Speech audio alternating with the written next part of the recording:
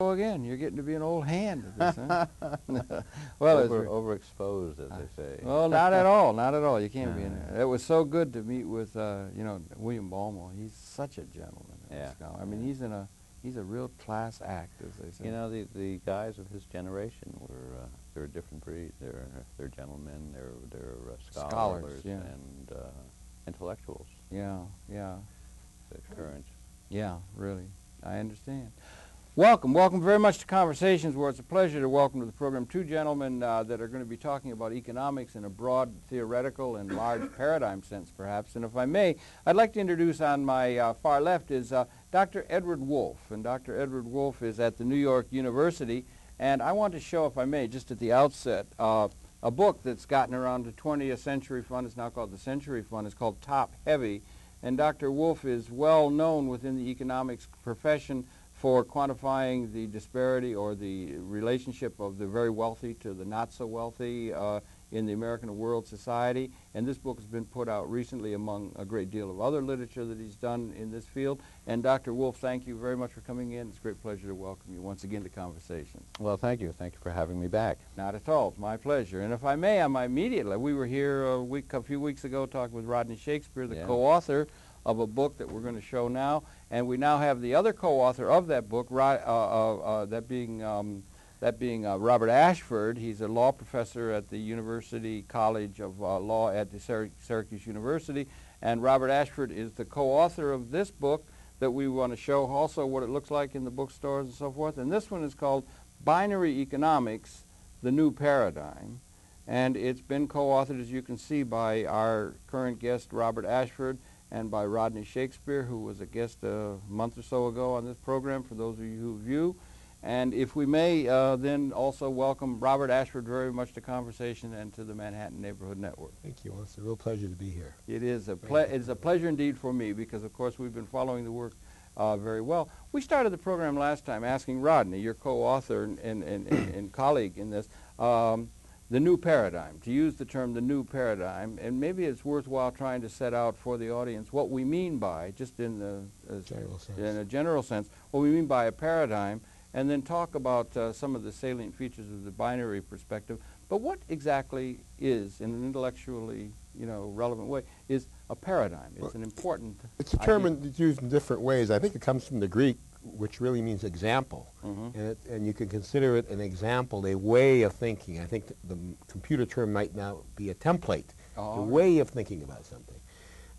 Thomas Kuhn wrote a book called The Structure of Scientific Revolution, and one of those books that really changes what we understood in 1900 compared to what we now understand in 2000. We have become more paradigm conscious. And a paradigm in that sense is a system of looking at something, a way of looking at it that has certain basic suppositions, certain corollaries, certain logical flow. And the best example that I come by is that looking at the sun going around the earth was a paradigm, and an example, an instance of looking at things, at certain suppositions. You start with the notion that the sun goes around the earth and the earth is the center. Looking at the earth going around the sun with the sun at the center or at the focus of an ellipse, that's another way of looking at it. And notice, it's the same earth and it's the same sun. And in a sense, empirically, you could graph everything going one way or the other way. It gets a little complicated when you find that Jupiter and Saturn retrograde when you think the Earth is the center. But it's not even an empirical question. It's a fundamental systemic way of looking at something. You could say that Newtonian physics was a paradigm, and that Einstein's physics, which is a more general case, with Newton being the special case, is a different paradigm. So it's a whole body of thought. It's not just a single part of it. It's not a subsystem. It's a system writ large, in a certain sense, in terms of intellectual understanding of a broader process. Usually depends upon a set of assumptions, and then a logic, a set of definable entities, quantities, variables, and a view that spins out from that logic. And you called your book not a new paradigm. You called it the new paradigm in terms of economics. You don't think that's maybe you could address the fact that it was called the new paradigm rather than a new paradigm? Well, Or I think maybe you want to address that, I don't know. Actually, the original, one of the earlier titles was Binary Economics, A New Paradigm. Oh, it was? I'm sorry, I didn't realize and we that. talked about that. Okay. And we've agreed, Rodney and I have agreed that we're not going to sort of try to fish out who thought of what first, but the discussion was say, well, this is really, if we're really behind this, it is the new paradigm. It is the new way of looking. Might as well be hung for a So you sheep might as as a well, lamb. might as well try that. Yeah, yeah. And so there is that. And in some ways, one could say that economics, starting with Adam Smith, was grounded on what we could call the labor theory of value. It's more often associated with Marx, because he used it explicitly in a particular way. Didn't he call it surplus value of labor? Or is it the same? Yeah, yeah, okay. But maybe there's a maybe he used both in different contexts. But and it looks at really labor as being the most fundamental agent in production, and tools and land and other things are used to amplify and express human labor. Kelso's binary economics, Lewis O. Kelso's binary economics, was the idea that capital and labor are agents in an economic sense in the same way. Although it does take, let's say, a person to operate a shovel, which will increase human productivity, it also takes the shovel, in a sense, to operate the person. That is to say, there's a parity between those. And you can look at things one or the other way. And Kelso's view was that if you look at Adam Smith's economics in a very fundamental sense, it looked at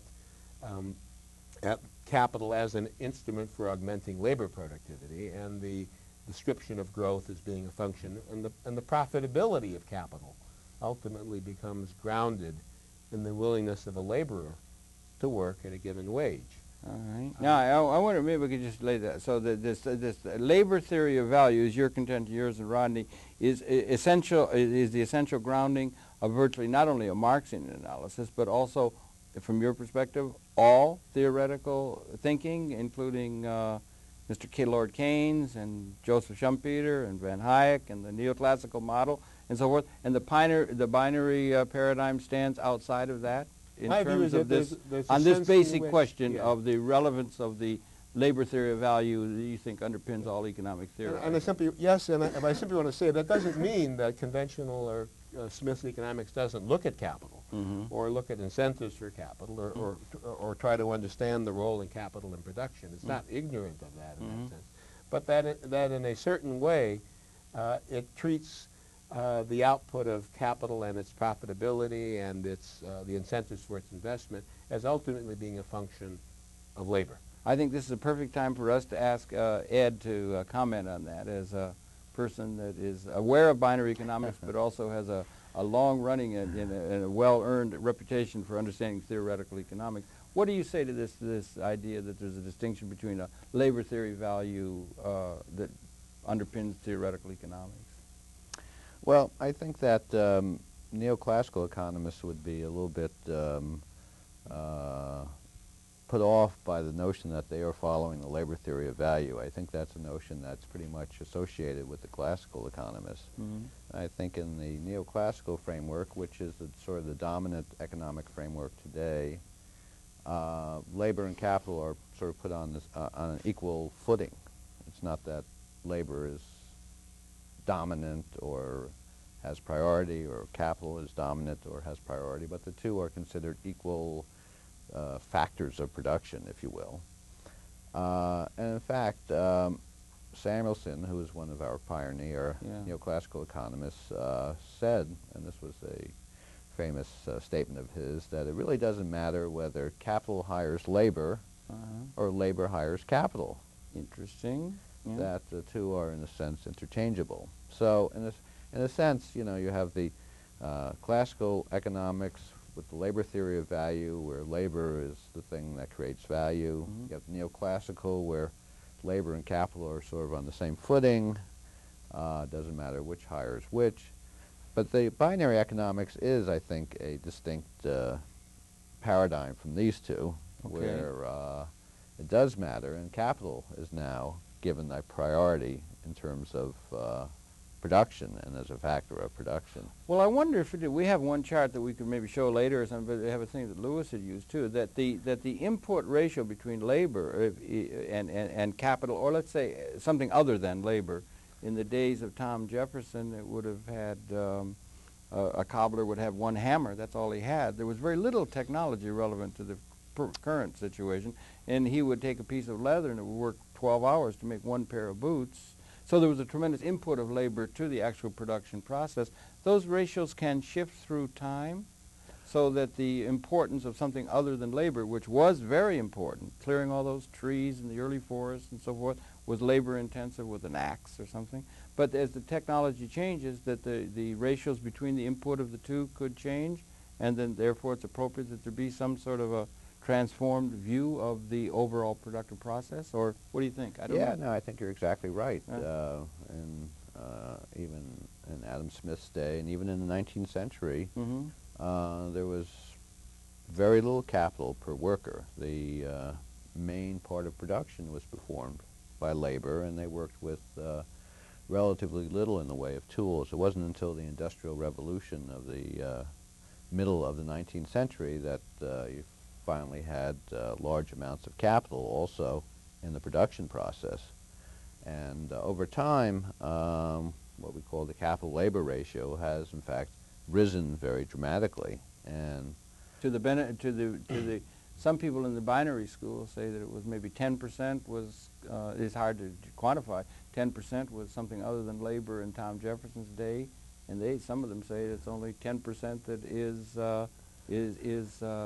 labor now. Is labor now. Well, that's possible. In fact, Ricardo, who was the sort of the successor to Adam Smith, yes, probably the greatest economist of the first part of the 19th century, also put forward a labor theory of value, which was called the 93% labor theory of value. Really? Yeah. What is that? What was the 93? Well, basically, labor created 93% of the value, Not and really. the other 7% was from capital. So I think your figure of 90 and 10 are pretty much on the mark. Well, what does that connote in terms of the way we do our economic theorizing? The economics profession and the intellectual community advises the political leadership, and what are some of the implications? If this is a basic premise, it's an important premise, and is the theoretical economic community moving along with these new realities, or do we need, or should we be giving some credence to some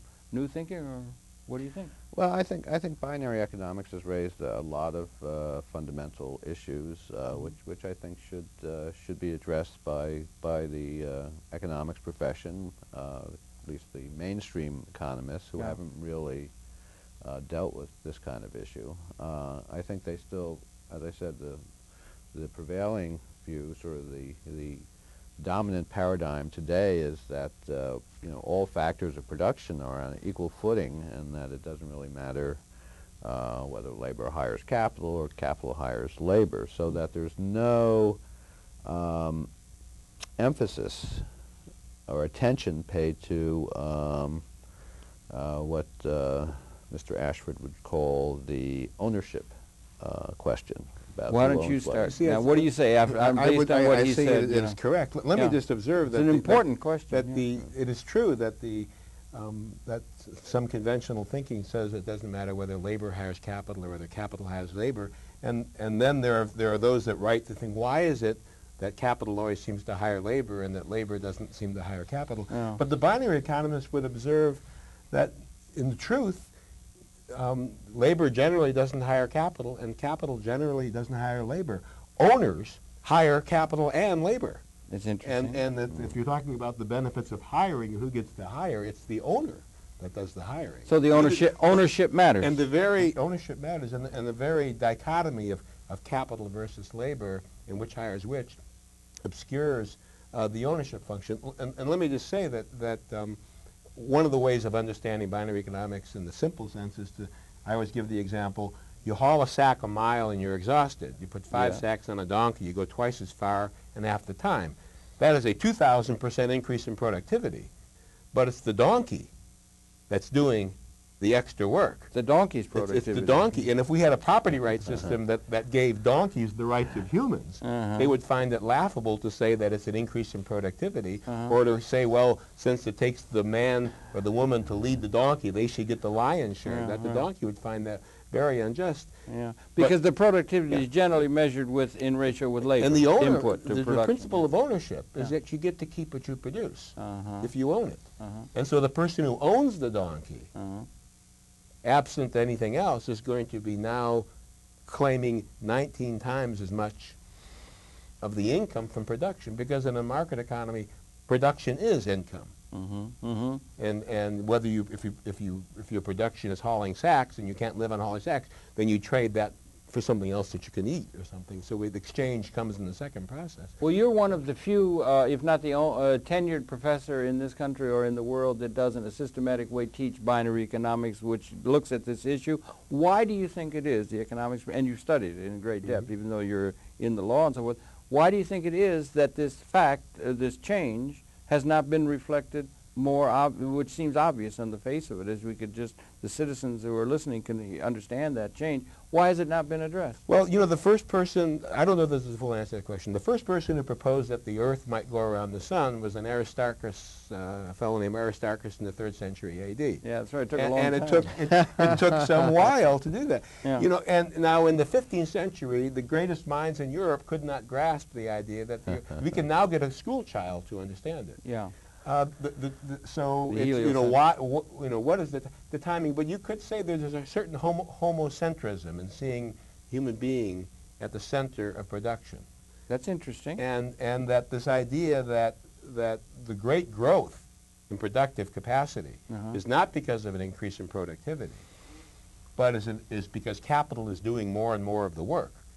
That's a major that takes sort the of change. That takes the spotlight off Dr. Wolff is right that there is a sense in which they're equal agents. If I were to say we're going to get rising productivity and then take a poll of the readers, they'd say, do you think what's meant here is capital productivity or labor productivity? They say, oh, well, what we really mean here is labor productivity.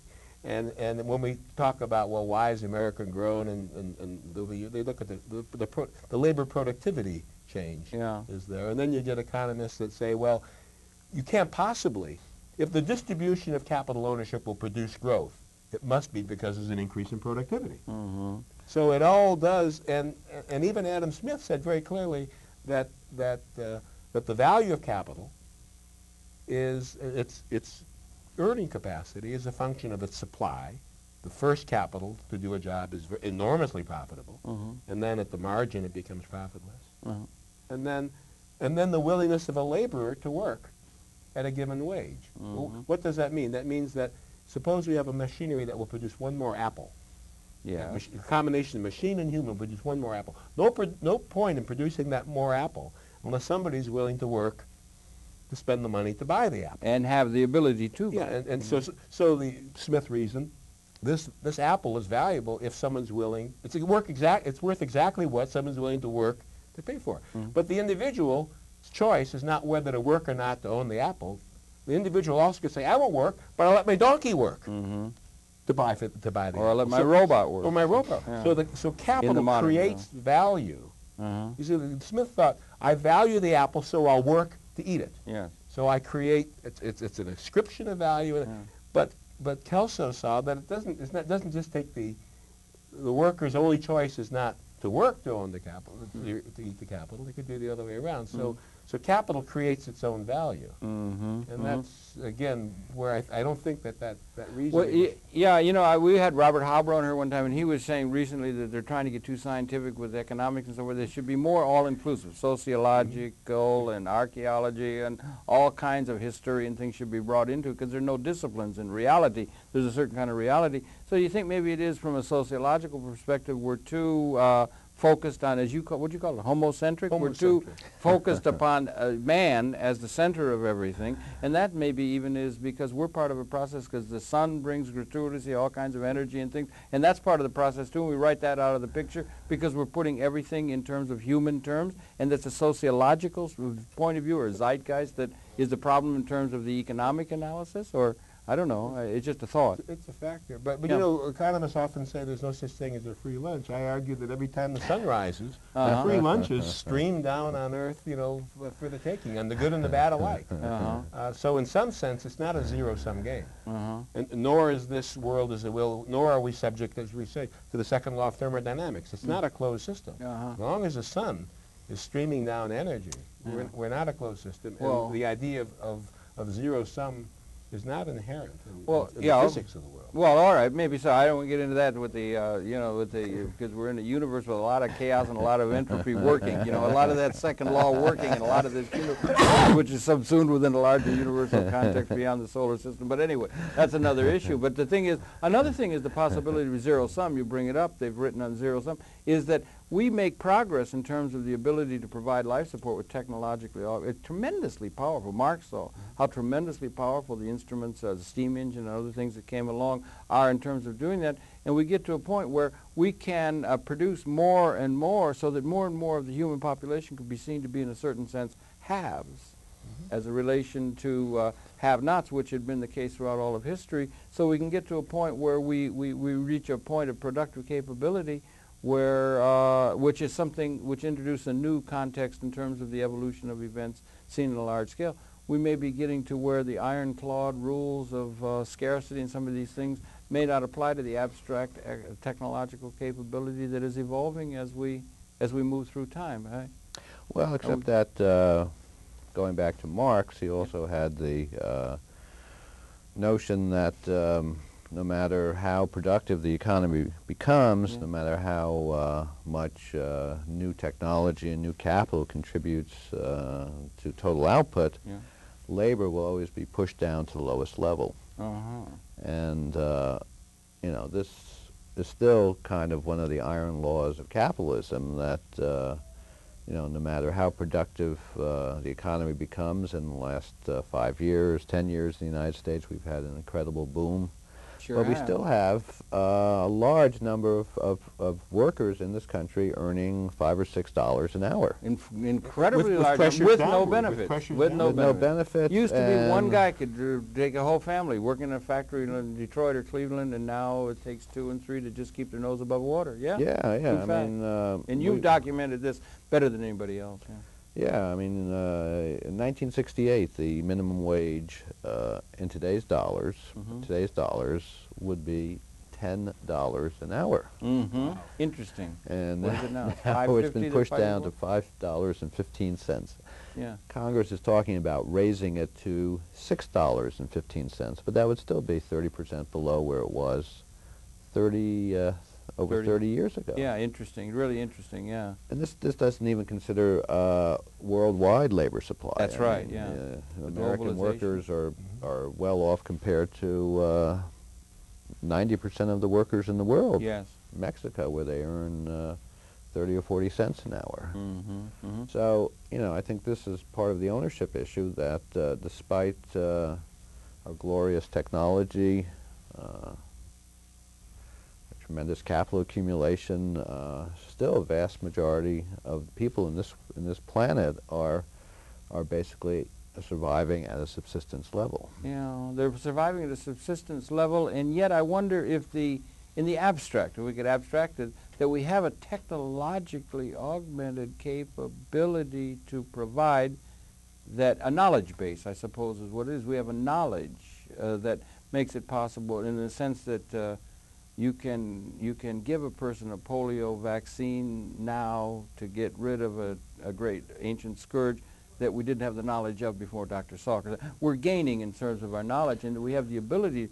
Archer Daniel Midland, which Mr. Brinkley gives the ads for now, a big agricultural conglomerate, they say it's not the problem of creating food. It's not. They have an ad. They say it's not the problem of creating the food. We can make the food. It's the political and economic way in which we distribute it is the problem. They say only the political. I say it's kind of a big only. Yeah, Do you understand what I'm saying? And absolutely. Maybe it's a metaphor I mean, for our ability to promote. given our technology, we could easily feed the whole population of the world. Yes. And if and that's something maybe new?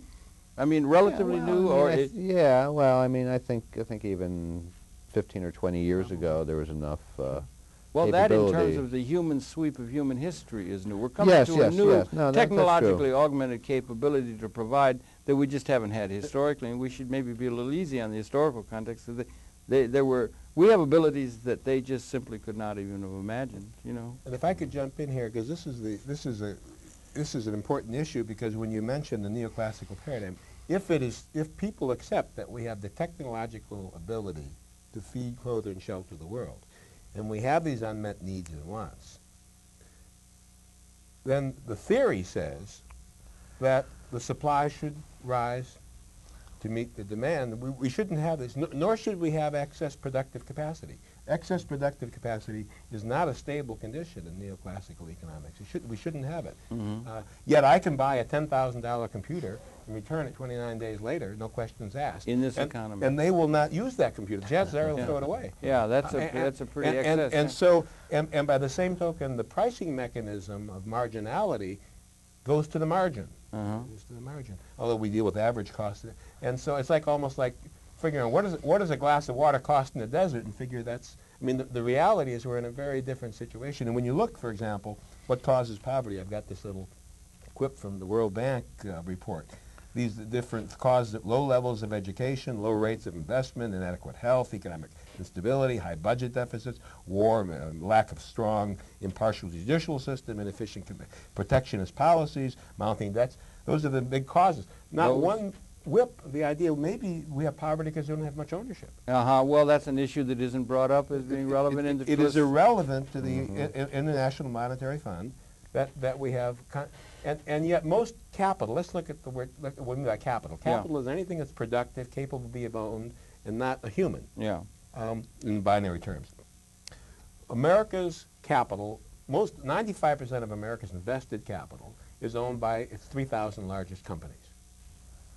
And those 3,000 largest companies are involved in capital expansion all the time. Most capital is acquired with retained earnings, corporate retained earnings, or borrowing, which means most capital is acquired with the earnings of capital. So to the normal school child, it says it's the old adage, it takes money to make money. So we have a system in which it's obviously increasingly important to be an owner, but a system that locks most people out of that process. Ed? Well, yes, and if you look at the wealth distribution in this country, it's almost the same way. It's 10% of the people in this country own 90% of the wealth, and that wealth and the technology represents a greater proportion of the overall production through time. Yeah, And absolutely. that's a claim on future income. Yeah, exactly. And it's a self-perpetuating phenomenon because this wealth, once accumulated, grows because there are capital gains and dividends and interest paid on this wealth. So if you have wealth, you get more wealth. If you don't have any wealth, you don't get any more wealth. So this distribution has a tendency to actually get more unequal over time. Well, what do they say now? They say that we have now, they will say that we have a, 3.9 it dipped down to, the unemployment? They were fully employed. They're going out to employ the disabled. They're trying to get all kinds of work. They're doing imported labor because the market's so hot now, it's moving so fast, and everybody's employed, and they're going to distribute it all. And this is the greatest possible time. And all our political leadership will say, we're going to run on the fact that this is the greatest time because everybody's employed, the unemployment's down, no inflation and all this. What do we say to those things? Well, first of all, it's in the central cities, that's not the case. All In right. the central cities, you still have a situation where there are more people looking for jobs than there are jobs, and I'm talking about not the skilled jobs, but the low-skilled jobs that when a fast food place advertises for an opening in central Harlem or Watson or South Chicago, typically there are 10 times as many applicants for that job as there are jobs available. So that in the central cities we still don't have a condition of full employment. And the second thing I would say is that our unemployment rate does not count the 2 million people we have in prison. That's right. No, they support people outside prison to keep them there. Right, Yeah, exactly. It's a huge number more than that. Yeah, More than that number so, itself. right, and in It's fact, another 4 or 5 million. Yeah. Well, it's a big number, and, Yeah. and you know, if you add those people onto our unemployment rate, suddenly it doesn't look so good. Suddenly And that's it's up one to of 6%. Yeah. And that's one of our real growth industries, prisons, which Prisons is certainly unfortunately are. the case Yeah, as we yeah. talk. Yeah. Yeah. Becoming a real industry. And what, Yeah. what makes it even more reprehensible is that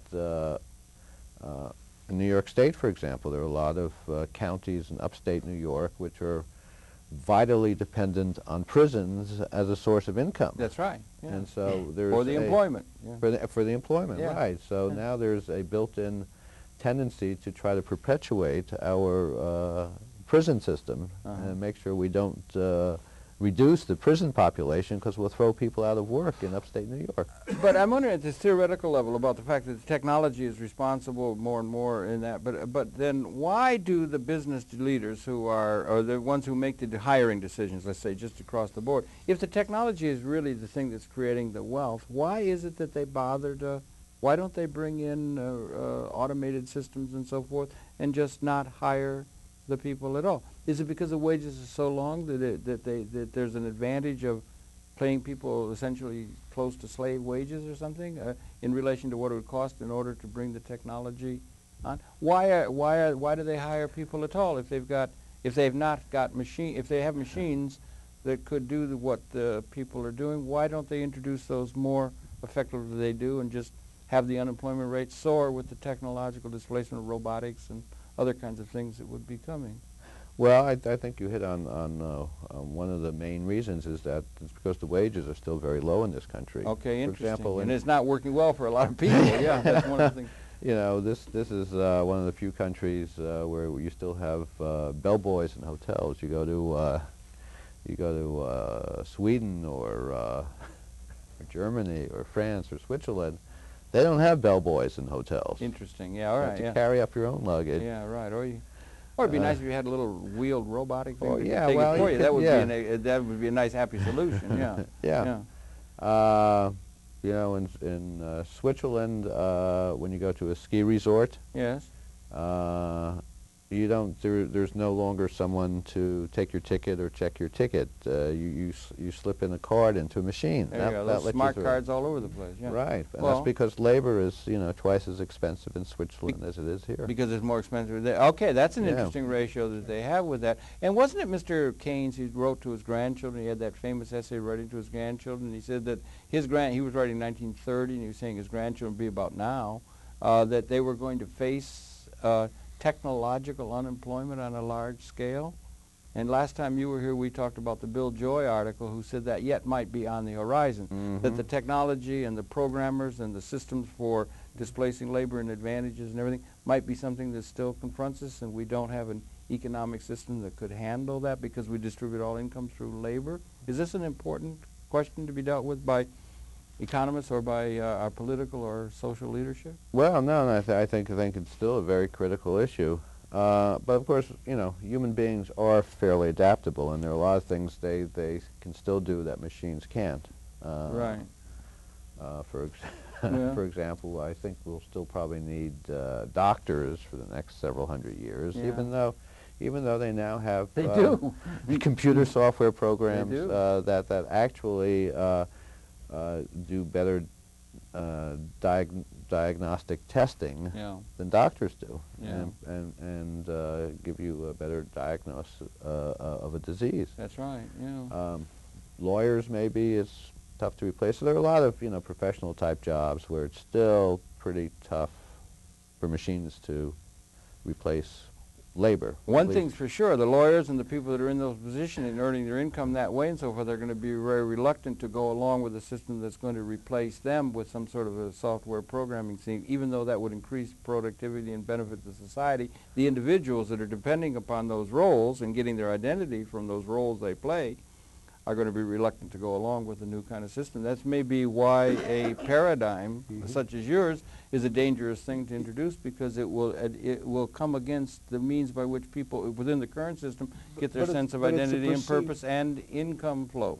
But it's a perceived danger, which actually may turn out to be a real mirage. Because if I had to distill what is most remarkable about Louis Kelso's analysis, it is that the capital that replaces and vastly supplements labor input can do so more efficiently if it's broadly owned. And that's, if I had to, very much like, you know, when we talk to philosophers, I sometimes jokingly ask what's new in philosophy, and they're hard pressed because, you know, after Aristotle, not too many. But I say, well, I'll give you an example. Newton had a new idea: force equals mass times acceleration. That was a new idea. Okay. You wouldn't find it beforehand. And if you tried to understand how we got there from everything we understood before, you couldn't. Nothing led to that. It's just an assertion, which is a description of reality. Louis Kelso believed that the capital that presently buys itself through the rich, for the rich in this concentration process, could buy itself even more profitably if the ownership was diffused. So that, for example, when I take the sack off myself and put 20 sacks on the donkey, 10 sacks on the donkey, twice as far and a half the time, that's a schema for the Industrial Revolution. Vastly increased output. Yeah. But I'm not doing more of the work. Yeah. What I'm doing is I'm shifting the productive work to this inanimate, to this non-human participant. Yeah. But the thing is that with the same process goes on with shovels. You turn on the ignition key in a truck and you do 10,000 sacks in the back. You do 50,000. You're having this. Yeah, I like that better. You're not going to get the animal rights people. And but the more broadly capital is acquired. Yeah.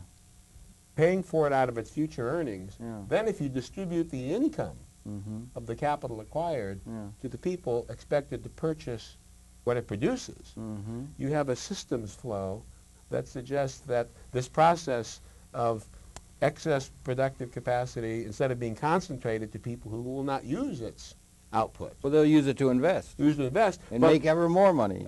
But in the context of relatively smaller consumer demand. Yeah. If you cut poor people and working people into the capital acquisition process, so after the capital has bought itself, has paid for itself on credit, then begins distributing income to people who are expected to buy what's produced, that creates an incentive for more investment.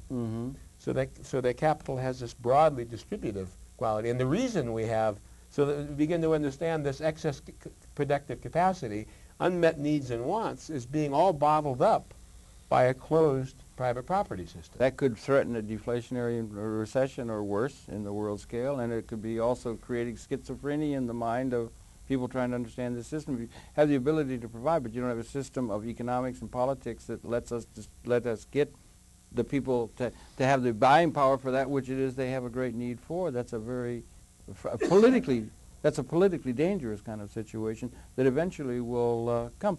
What about the people who say, well, everything's fine? Everything's fine the way it is. People that are on the streetcar, Gandhi used to say, people are already on the streetcar, people that are doing well, they'll say, well, it's nice having a whole coterie and a whole bunch of slaves that are going around that'll do the things and be required to do the things that we want to do and serve us and everything. Why should we worry about them? Why should we worry about the mass of the people? We're doing well. Let's say the 20% at the top are doing well and so forth. Top, yeah. So, and they're the decision makers, and is that a problem? I think we basically have an oligarchy in this country. I think we have a plutocracy.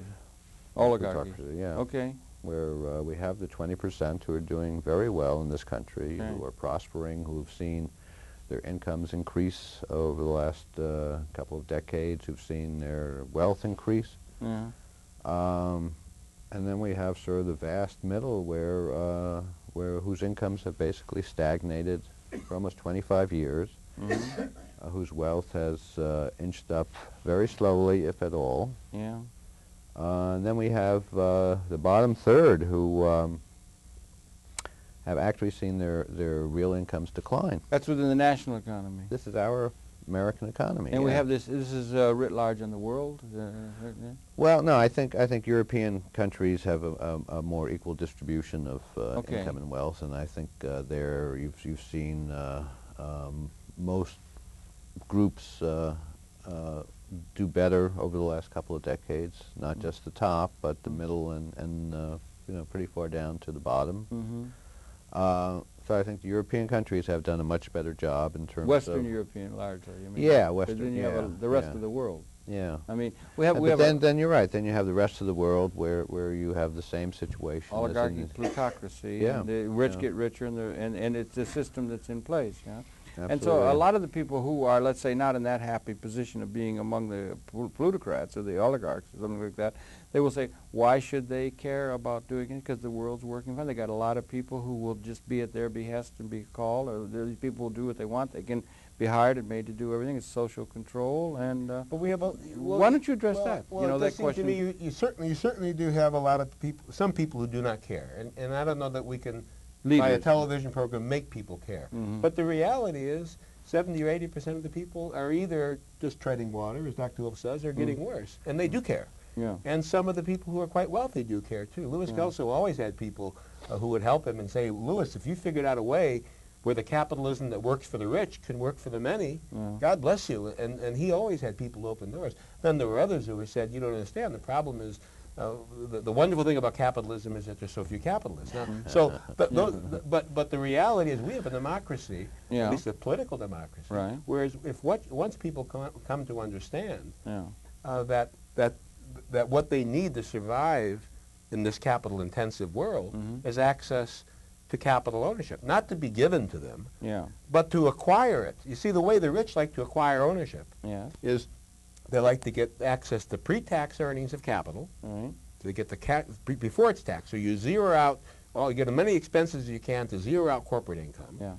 And then they like non-recourse corporate credit to borrow money so that you may be able to attach the corporation's asset, but nobody comes and gets your home or your other assets.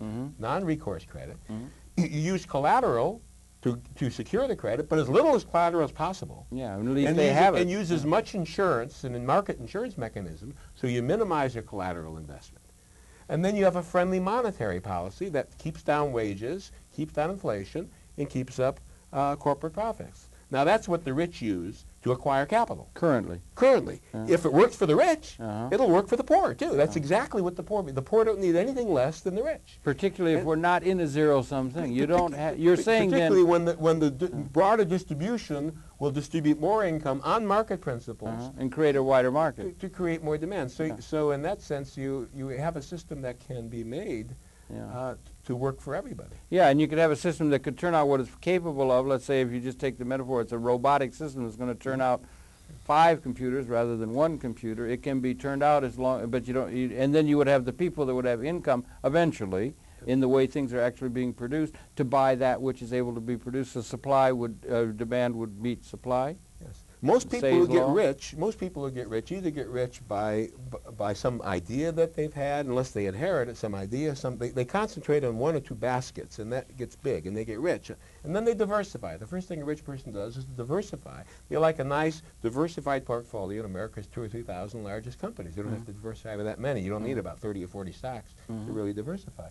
And that process of capital buying itself, with lots of tax benefits and with depreciation reserves to restore the capital and then to get the income. That process works very well for the rich, and it can be made to work for everybody else as well. Some people say, when they say, I got binary economics now, you feed a person, you got to keep feeding him. But you get him a fishing rod, and then you teach him how to fish. I said, well, no, you're not quite there. That's sort of the microcredit notion. We're not talking about enabling someone to get a sort of a fishing rod. We're talking about enabling someone to acquire a diversified portfolio in the fishing industry. Now you're not just talking about the local breeze, of capitalism on the micro level. But we're talking about the jet stream of capitalism. One good test of binary economy is to say, well, if this investment doesn't particularly attract the Rockefellers and the DuPonts, maybe the poor people shouldn't have it as their primary objective either. The same thing that worked for the rich to make them enable them to acquire more capital on the earnings of capital and then enjoy its income, works for the poor too. So again, the question might come from some is, if they're in this, the advantaged people, why would they adopt this? I mean, why would they want to adopt this if it's serving them well now? Well, they may or may not. But there are some moral principles that do come into play, and that is to say, and there are also some positive principles. One question is, would access to the credit mechanisms and the collateral mechanisms and the monetary mechanisms that help the rich, if we make them available to everybody, would it produce more growth? Now that's not a normative question. That's a positive question. Meaning to say it's a factual question. You have this concept of binary growth. If it's widely distributed, there'd be a wider market. That's it. Now, it's one thing. Maybe they shouldn't. Maybe it's good to have concentrated ownership. Maybe it's good to have people surround. Maybe I don't argue that, but that's quite separate from the question of would the opening of these credit mechanisms and collateral mechanisms and monetary mechanisms that already are there for the rich, would we produce more growth if we let the poor in as well? That's a factual question. And the answer is either yes or no or maybe. And the assumption of binary economics in the book is that there are these mechanisms in place. If we consider them, they could be done with relatively small changes and so forth. And Ed, what do you think? Well, no, I'm sympathetic to the idea. I'm a big little idea. bit, yeah. I guess my skepticism is how we can go about and implement it. I mean, most owners of capital don't like to see it given away or diluted. Well, they see that, yeah, right. And I think there would be resistance from people who currently are the large stock owners in this country. I think that's what I was saying before. That's a question that is there, but it is a thing that could be picked up politically, perhaps, or by the intellectual leadership who are concerned for the plight of the whole society, also by the responsible people who can see that we may have an unworkable situation where if they're distributing income according to it's not going to work, that they're going to be able to increase the market. If you're right, that they're going to have ability, if you get ownership dispersed, and they're going to have the ability to buy the things because the people that are running the corporations and so forth do have to have the market to buy the things that they're going to be able to turn out, maybe increasingly with robotized and automated systems. And so there might be a logic that's to their benefit just within even a zero sum, but if you get into non-zero if there's enough growth from a broader distribution of capital, then the holdings of the rich should also increase, if there's enough growth. So you're actually saying you think the binary thing, well understood, is that it's going to benefit the poor and the middle groups without taking from the well-to-do. Now, is that a sort of thing that people are going to say that's an impossibility, that if you're in zero sum, for some to win, the others must lose, there must be something taken away, you have to do that? You're trying to say there's something that makes it possible. This system makes possible that very happy possibility? That's right. All right, then those who are interested in change or for the benefit of the disadvantaged in the American or world society might have an obligation to be able to present in a large paradigm sense an alternative to the way we've been doing things, which is not going to, in some dialectic, cut off their heads because they've been the enemy that's going to be overthrown in a dialectic or something, but as a way in which they present an alternative that can be understood and gone along by the people responsible for the empirically inherited institutions, and that might be there before us if we would but consider it. What is morally exciting about binary economics is that it seems to promise a way of helping poor and working people acquire capital without redistributing capital from the rich. Almost every mechanism of helping poor and working people is opposed by some because it's redistributive and takes from the rich. Well, and if you have a method of helping poor and working people that is not redistributive, that should be attractive to people because first of all it defeats all the arguments that oppose helping poor and working people because it's redistributive. What about you, Ed? I know you've been interested in wealth tax. Tobin tax is something still on the books of a lot of people's minds on currency exchange and so forth. Do you think it maybe we're at a happy time we have a system where we could present something where nobody's going to lose and nobody's ox is going to be gored, or is that too idealistic? Is that too idealistic to hope? It may be. I don't want to say it's pie in the sky, but it's certainly certainly a very hopeful solution. Well, it would be. Maybe that's what the binary process is. That it's a possibility that Keynes didn't see. Keynes did not see a way of helping poor and working people without redistributive mechanisms. I guess. And Smith didn't see it, and Karl Marx didn't see a way. And of the helping. times they are a change. Well, of course, Karl Marx's of course, his idea of redistribution was for cut the off the head. That's what I'm saying. That's what I'm. That's an unreasonable thing for somebody in a position of responsibility who's in that 1% or something to have them say they're going to have their head cut off so the others are going to live well. That's unreasonable. I agree that politically, politically, it's not feasible. No, it's not appropriate in terms of the way things are going to be done. And particularly if the situation has gotten to be where there is this possibility available to us now, collectively, on a world, and this thing goes out, the United States is going to be a model economy in a large sense for much of the world. We have a globalization, we have a large planetary thing going on, and that if you're going to have an alternative, that we may be, that the technology and the other events is making it possible that we can have this kind of a situation that history did not have available to us, that we've reached a point where we have the ability to, as you say, creed, clothe, and educate, and knowledge base, and everything, every people in this world that we simply haven't had, so that, as James Joyce said, history is a nightmare from which we're attempting to awaken. We may actually be awakening, and we shouldn't prima facie just throw off the idea that there may be a hopeful answer to the conundrums that have kept us in you know, at loggerheads out of the past, right? Yeah, well, as I said, it's certainly a very positive approach, and if in fact the rich are not made worse off, and in fact are made better off, then you may get support from the wealthy elite in this country. Yes. And but I think you have to do a job convincing them. Yes. Well, I think it's fair that that's a fair standard to be set, don't you think? It is. If somebody, it seems to me, if somebody's in that position, then that's a fair standard for them to set. And rather than coming at them with a dialectic where everything's going to be fine as long as you let us cut off your head, or something, which is often the case, they come at them with a solution. And your contention, I think you're saying, is that the premise and the way of thinking that the binary paradigm offers is one that could do that, and for that reason it should be studied, and it is not. Yeah, that's right. And that's a frustration of yours. And let me just suggest that the academy and economists and all lawyers certainly could do a great deal by separating the positive issues, let's say the factual issues, from the normative issues. Okay. And again, if this system will produce a growth that is not would not result without it, that's a factual question. We may hate it. That gives you what they call in Brooklyn more vigor. That gives you a little bit of extra wriggle room to be able to do things. Yeah, right.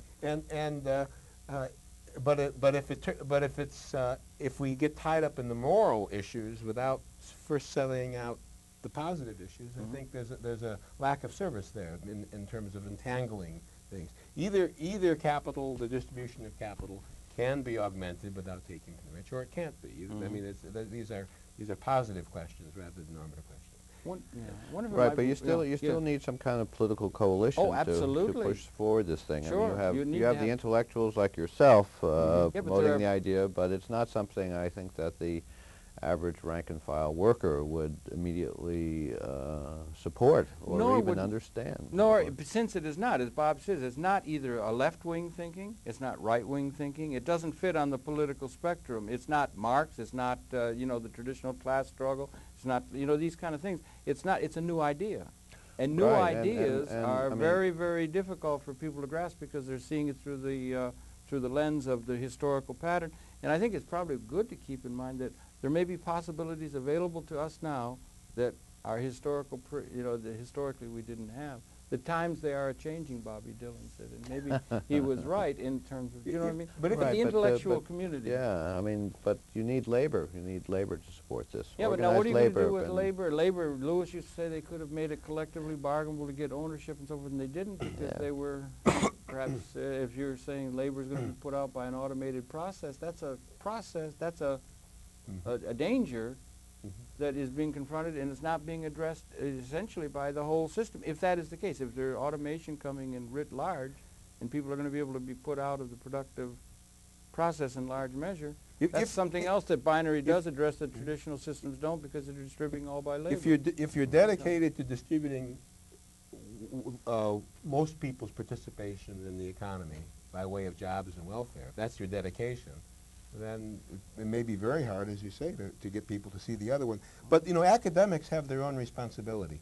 And it seems to me that if an idea rests on reasonable assumptions, if it has internal consistency, and that if it's descriptive of the past and prescriptive of the future, that is to say, it both allows you to understand the past, that it needs to be studied, and it needs to be taught.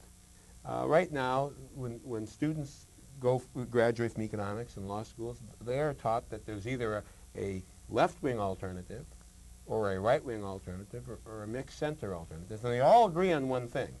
That is, the distribution of capital ownership in and of itself should not enhance growth unless somehow we get a productivity gain. Seems to be the dominant thought. But the binary system suggests just the opposite, and it rests on assumptions that are no less reasonable than Marx's assumptions or Adam Smith's assumptions. In fact, the assumptions in some ways are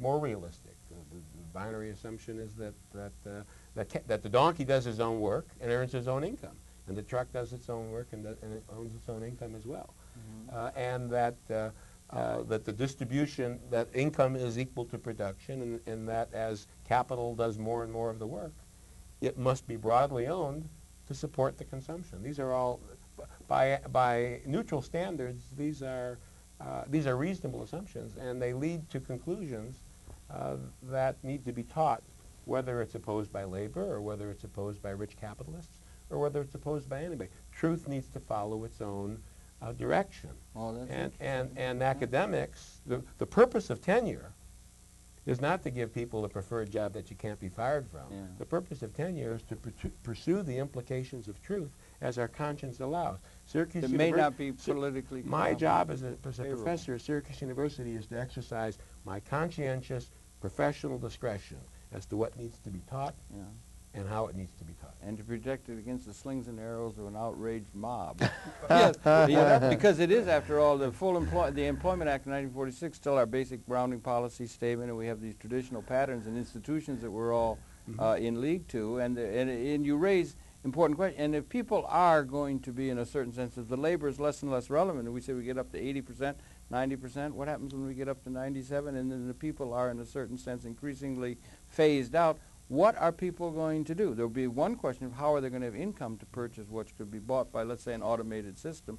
But then what are they going to do? Where are the institutions that are not commodity-based or, free institutions? Or what are people going to do with themselves if they're not fit into the traditional job market and distribution? And that is not only income, but also a sense of identity they get by those functions. So it's a large, huge. You see, education. Well, I would say that. I would say that even in terms of social policy, our basic philosophy is an incomes policy. In fact, the British call it an incomes policy, and the idea is people are, for one reason or another, if they're without income for a period of time, then the government comes in and provides them with a stipend for a period of time. At least we used to have that system. Now with the welfare system changed, that may no longer. The end of welfare as we know it. Well, maybe the end of income support as we know it. But I think there has to be a reorientation, and it has to be towards asset building. I think income policy is good for the short term. It gets people over the hump when they're out of a job or whatever. But basically, the long run solution is towards asset building, and we have to change people's view of social policy in terms of building up wealth and assets. And I think the notion of binary economics certainly contributes to this idea, and that's why I'm supportive of the idea. And I thank you very, very much for that support. I'd like to shake your hand, Ed Wolff. I do indeed want to thank you. I'm sorry we're running right out of time. And that is right. And if there are people that are interested in that theme, which is a theme that's emerging among intellectuals, that if they want to begin to look at a theoretical basis that makes some sense to that, they do well to look at binary economics that our co-author Bob Ashford has been involved in. So I want to show the top heavy at the end of this, the program here. This is the book by our guest who has been here, Ed Wolff, Dr. Ed Wolff from New York University. And then the principal book that we had under discussion here, the binary economics, is recommended by this program as high as it's possible to recommend the book and the work of Dr. Wolff also. But this is called Binary Economics, The New Paradigm by Robert Ashford and co-authored by Rodney Shakespeare. And gentlemen, thank you really very much for coming in. And I think that it's important that people begin to pick up on the ideas that you've been discussing here. They're extremely important. I thank you very much for participating. Thank you for having me. Not at all. Pleasure. We on Conversation invite you to tune in. We'll be coming back again next week. That's it for this particular program. We look forward to seeing you next time. Until next time, then. Thank you. So I really thank you for coming. You're really a great contributor. Oh, well, no, it's thank really you for good having me.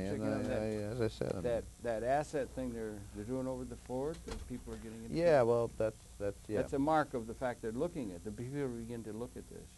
Yeah, no, I think, as I said.